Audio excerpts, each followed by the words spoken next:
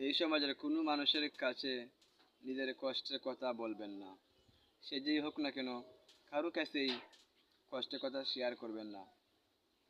আপনি নিজের কষ্টের কথা শেয়ার করলেন, অনেক সময় দেখা যায় যে মানুষ কান্না করে।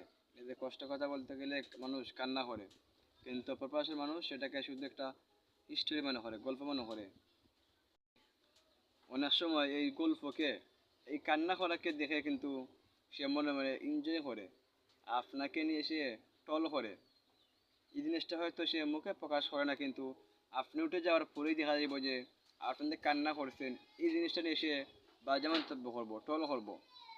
সুতরাং কারো কাছে নিজের কষ্টের কথা শেয়ার করবেন না। ইনশাল্লাহ আল্লাহর কাছে শেয়ার করবেন, তাহলে দেখবেন আপনার কষ্ট কমে আসবে। তবে হ্যাঁ, নিজের যদি একান্ত কোনো বন্ধু বান্ধব থাকে, ঘনিষ্ঠ হয়, তাহলে তার সাথে শেয়ার করতে পারেন, নিজের কষ্ট হালকা হবে। তবে যে কোনো মানুষের সাথেই নিজের কষ্টের কথা শেয়ার করবেন না।